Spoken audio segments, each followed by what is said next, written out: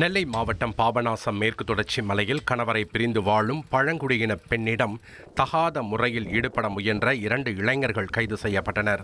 இருசக்கர வாகனத்தில் சென்ற பெண்ணை பின்தொடர்ந்து இருசக்கர வாகனத்தில் வந்த இருவர் அந்த பெண்ணை வழிமறித்து தகாத முறையில் ஈடுபட முயன்றதாக கூறப்படுகிறது. இதில் காயமடைந்த பெண் நெல்லை அரசு மருத்துவமனையில் சிகிச்சை பெற்று வருகிறார்.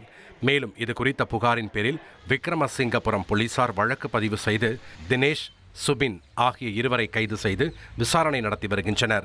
சம்பவம் தொடர்பான வீடியோ சமூக வலைதளங்களில் வைரலாகி உள்ளது. போயிட்டு இருந்த பைக்கை பின்னாடி வந்து எத்தி மிதிச்சிட்டான். எத்தி மிதிச்சு தேவையில்லாம இதெல்லாம் என்னைய பண்ணி அதுல இருந்து வயிற்றுல ஒரு வயிற்றுல எத்தினோன்னா நான் கீழே விழுந்துட்டேன்.